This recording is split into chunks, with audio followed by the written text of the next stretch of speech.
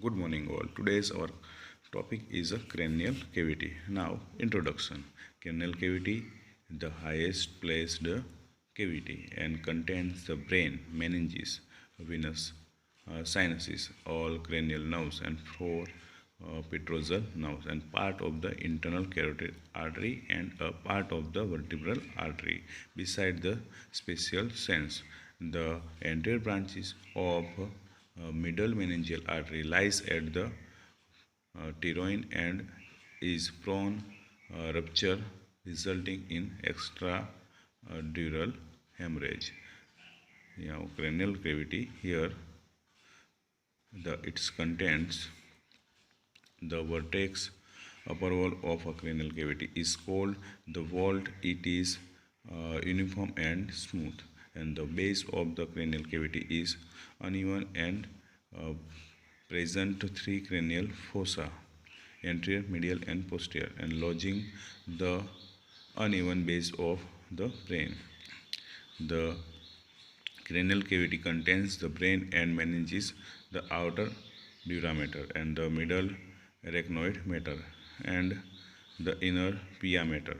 The dura mater is the thickest of the three meninges, and it encloses the cranial venous sinuses and has a distinct blood supply and nerve supply. The dura is separated from the arachnoid by a potential subdural space. The arachnoid is separated from the pia by a wider subarachnoid space filled with cerebrospinal fluid. The arachnoid pia, subarachnoid space, and CSF are dealt with the brain, and the dura is described here. The cerebral dura mater is the outmost, thickest, and toughest membrane covering the brain. Dura is hard, matter is mother. There are two layers of dura, endosteal layer and the meningeal layer. The two layers are fused to each other at all places and except where the cranial venous sinus are enclosed between them. Endosteal layer or endocranium layer. With the periosteum lining the outside of the skull or pericranium, top the suture and foramina, with the periosteal lining of the orbital through the superior orbital fissure. It provides seats for the cranial nerves. The seats fuse with the epicranium outside the skull and over the optic nerve. Its outer surface is adherent to the inner surface of the cranial bones by the number of the fine fibrous and vascular processes. Meningeal layer, it placed the meningeal layer of the dura mater is fold on itself to form partitions which divide the cranial cavity into compartment which lodge different part of the brain, and flexi cerebri, tentorium cerebri, and flex cerebri, and diaphragm cilia. Flex cerebri. The flex cerebri is a large sickle-shaped fold of a dura mater occurring the median longitudinal fissure between the two cerebral hemispheres. The anterior end is narrow and attached to the crista cilia, and posterior end is broad and it attaches along the medial plane to the upper surface of the tentorium cerebri. And the flex cerebri has two main margins, upper margins and lower margin. The flex cerebri has a right and left fissure, each of which is related to the median surface of the corresponding cerebral hemisphere. Three important venous sinuses are present in relation to the fold. It is superior sagittal sinus, inferior sagittal sinus, and straight sinuses. Here the figure of the coronal sections through the posterior cranial fossa showing fold of dura mater. And here is section through the tentorial notch, section through the middle part of fossa, and section through the posteriormost part. Now tentorium cerebri. The tentorium cerebri is a tent-shaped fold of a dura mater and forming the roof of the posterior cranium fossa, and it separates the cerebellum from the occipital lobes of the cerebellum and broadly divided into cranial cavity.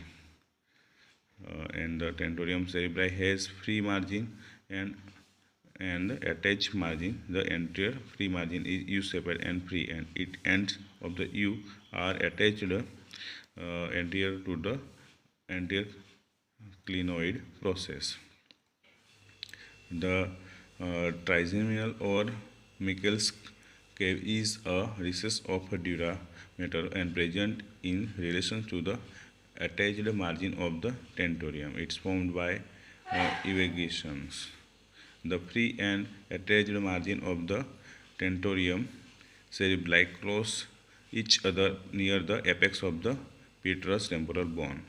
It is a figure of the tentorium cerebri seen from above with the labeling. It is the triangular area which forms the posterior part of the roof and the cavernous sinus and pierced by the third and fourth cranium. Here again the figure of the parasagittal sections through the petrous temporal bone and margins with the labeling. The tentorium cerebri has two surfaces, superior surface and inferior surface. Flex cerebri. The flex cerebri is a small sickle-shaped fold of the dura mater and projection upwards.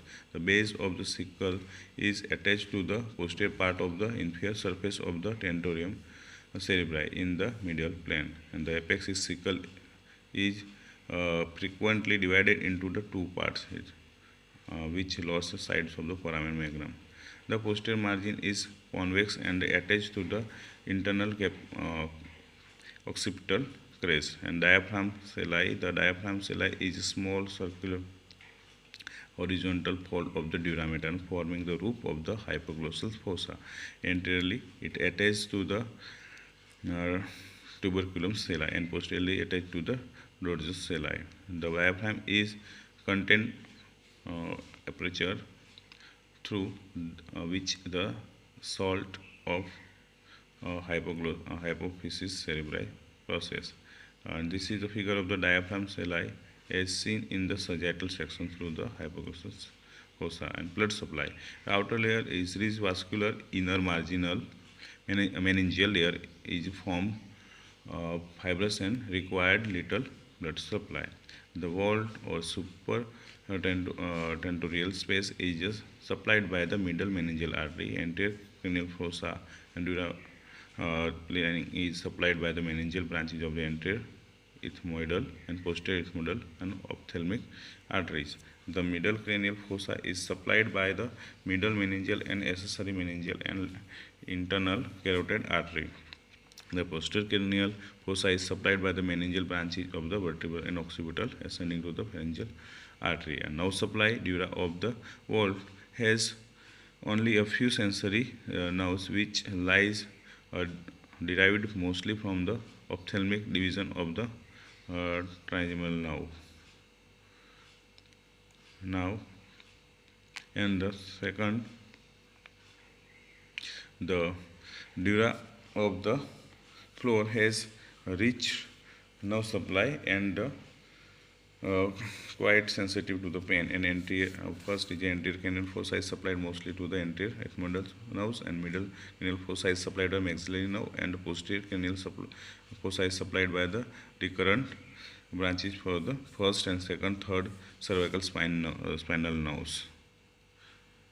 Here the clinical anatomy of pain sensitive intracranial structures. The large cranial venous sinus and their tributaries from the surface of the brain and dural arteries and the dural floor of the anterior and posterior cranial fossa and anterior arteries of the base of the brain. And headache may be caused by the dilatation of intracranial artery, dilatation of extracranial arteries, and traction or destruction of the intracranial plane sensitive and structures, and infections and inflammation of intracranial and extracranial structures supplied by the sensory cranial and cervical nerves, and extradural and subdural hemorrhages are both common, and extradural hemorrhages can be distinguished from subdural hemorrhages, and the extradural hemorrhage is arterial due to the injury to middle meningeal artery, and symptoms of cerebral compression are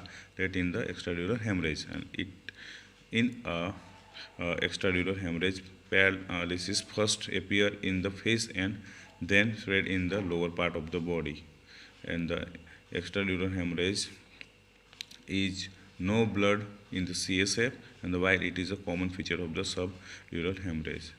Here the venous sinus of the dura mater. These are venous spaces, the walls of which are formed by dura mater. They have an inner lining of the endothelium. There is no muscle in their wall, and they have no valves. Venous sinuses receives venous flow from the brain, the meninges and bone of the skull. Now here the cranial venous sinuses communicates with the veins outside the skull through the imaginary vein. Lies communications help the pressure of the blood in the sinuses constants. There are 23 venous sinuses of which are pairs and 7 are unpaired. 8 are paired. The paired venous sinuses are the cavernous sinuses, superior petrogel sinus, inferior petrogel sinus, transverse sinus, sigmoidal sinus, phenoparietal sinus, then a petros squamous sinus, middle meningeal sinus, unpaired venous sinus. There is a superior sagittal sinus, inferior sagittal sinus, straight sinus, occipital sinus, anterior intracavernous sinus, posterior intracavernous sinus, and basal plexus of the veins. First, here cavernous sinus introduction. The cavernous sinus is a large venous space situated in the middle cranial fossa on either side of the body of the sphenoid bone, and its anterior is divided into the number of the space or cavernous two tubercles. The tubercles of the occipital in the leaving the date. The floor and middle wall of the sinus is formed by the endothelial dura mater. Anteriorly, the sinus extends up to the middle end of the supraorbital fissures, and posteriorly apex of the petrogel temporal bone. The relations superiorly of optic tract, optic chiasma, olfactory tract, anterior carotid artery, and anterior prefrontal substance, and inferiorly foramen, lacrum, and the junction of the body and greater wing of the spinal bone, and medially hypophysis cerebri and sphenoidal air sinus. Laterally temporal lobe with uncus. Below laterally mandibular nerve, anteriorly superior orbit fissures and the apex of the orbits, and posteriorly apex of the posterior temporal and crux cerebri. Structure with the lateral wall of the sinus from the above down to downward. The oculomotor nerve, tracheal nerve, ophthalmic nerve, maxillary nerve, trigeminal ganglia, and structure passing through the middle affair, and the internal carotid artery with the venous sphenoid plexus around it, and abducens nerve, intracranial, intralateral, and internal carotid artery.